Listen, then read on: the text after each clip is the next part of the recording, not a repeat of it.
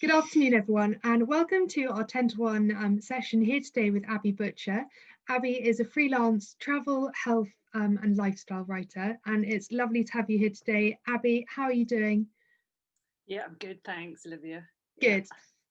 Are we just able to start by letting the PRs watching know what you're covering at the moment and for what titles you've been writing for recently?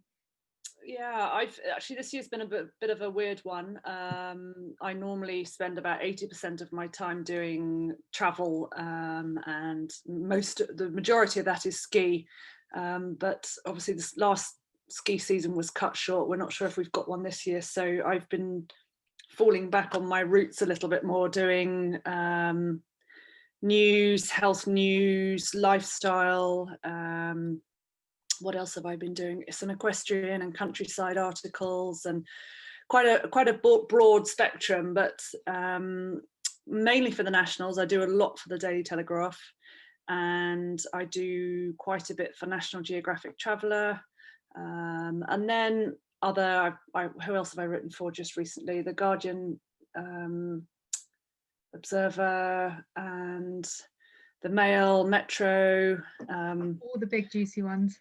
Yeah, lots of good titles, but Yeah. I'm quite, as we'll probably go on to, I'm quite niche, so I'm not. Yes. Though it all sounds quite catchy, I have quite a niche area that I look at, particularly with travel. So Yeah. Do you want to talk more about that now, so we can all pitch better to you?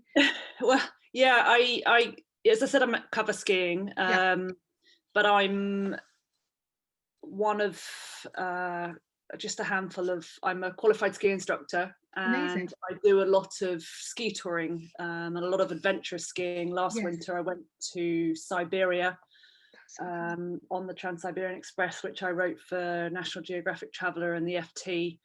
So I tend to cover things that I really passionately would like Yeah. to do myself, and that would appeal to people that are like-minded. And so less of the resorts and resort news, Yeah.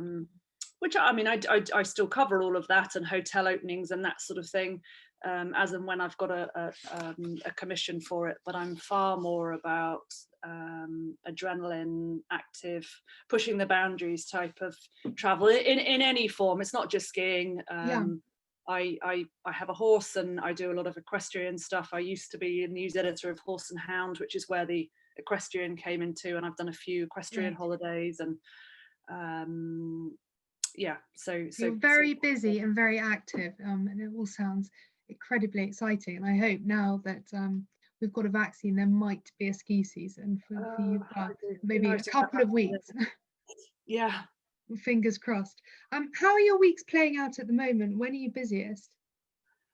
Oh, my weeks are so erratic, and they always have been. Okay. They used to be tailored around when I was going away, because traditionally I'd travel 1 or 2 weeks of every month. Right. So there really is no routine, and I've kind of carried that on.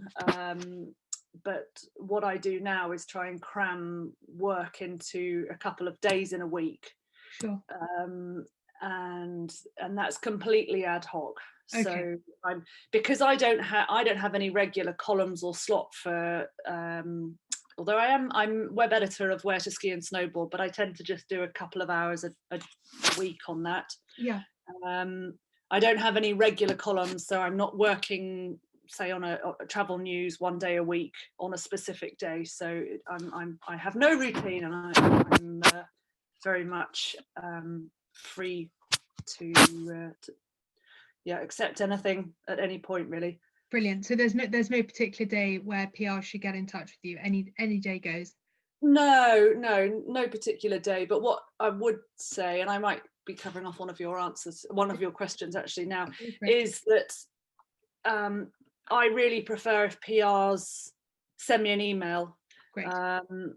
Because I am out and about, and sometimes I'll get a phone call when I'm on a horse or doing something where I really, I'd love to talk, and then it makes me sound like I haven't got time for someone. But sure.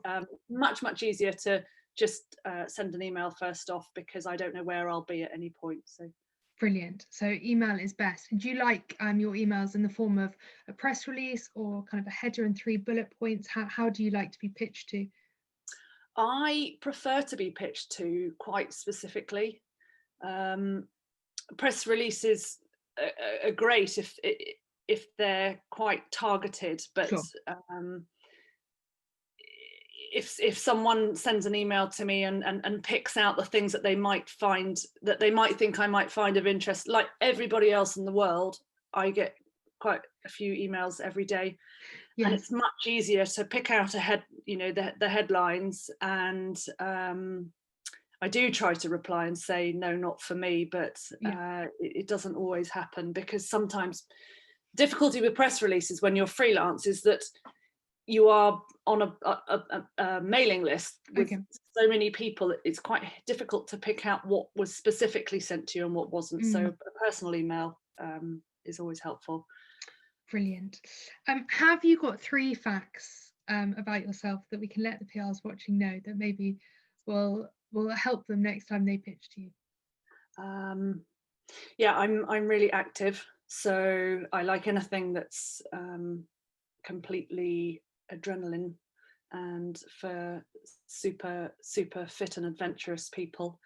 So probably don't pitch a spa holiday, is that right? Yeah, that's a funny thing. I write for Country and Town House, for example, and I do quite a lot of spa reviews for them, and I do spa reviews, so it's not a no-no. Okay. But those bits tend to be.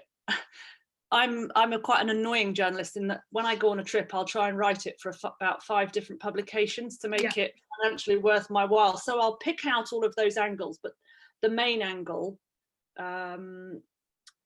is normally something adventurous. Like an example, I went to St. Moritz last year to do the Costa Run, cool. which I did for National Geographic, an American ski magazine. And while I was there, I did a couple of spa reviews, and I did a news story for someone. So I put those bits in around, but then generally a spa review isn't my mainstay. Brilliant. So yeah, active and adventure. Gosh, I'm trying to think of other things really. Not in any specific skiing pigeonhole. As I said, any other sport or outdoorsy type of thing. And one other thing people should know about me, because I come from a news background, I'm one of those annoying journalists that really likes new things. Okay.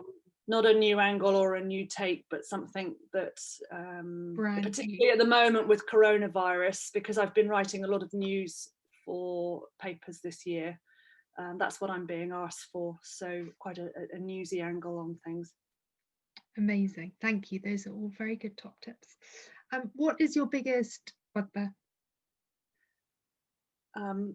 Being on a mailing list. Okay. I can't bear them. The PRs that I work best with, or that I have really good relationships with, are those that have phoned me up or have had a meeting with, and they've really looked at what will float my boat and what will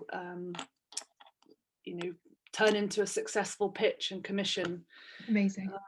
I find it, as every other freelancer does, and I know that PRs are really pushed for time, so I'm not criticizing, but it's really annoying as a freelancer to get an email from someone saying, does you or one of your team want to cover this, when I clearly work alone. And the other bugbear is, would you like to meet for coffee, because I'm not based in London.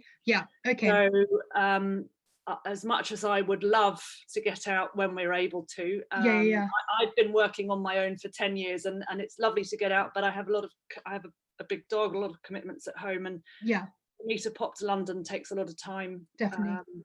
So would you meet with a PR over Zoom, or just? No, absolutely.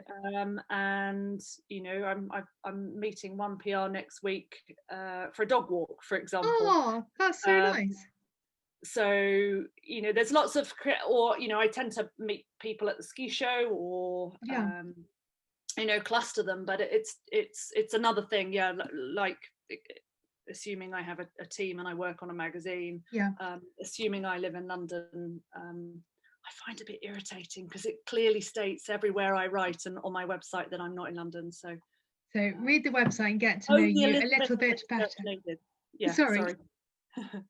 Only a That, little bit of research needed. Yeah. yes, exactly. No, it's definitely something that we should all be doing more. That's actually something really nice about lockdown. I don't think I've ever spoken to someone before that said they're meeting up with someone over a dog walk, but that is actually like quite a normal thing to do now, Yeah. because everyone's at home trying to Yeah. be outside and do different things. Yeah, exactly. Oh, well, Abby, that is our 10 minutes up. I think I've asked you everything. That's been super useful. And for all the PRs wanting to pitch to Abby, all of her details are up to date on the Roxhill website. So do get in touch. Abby, thank you so much. Thanks, Olivia. Bye.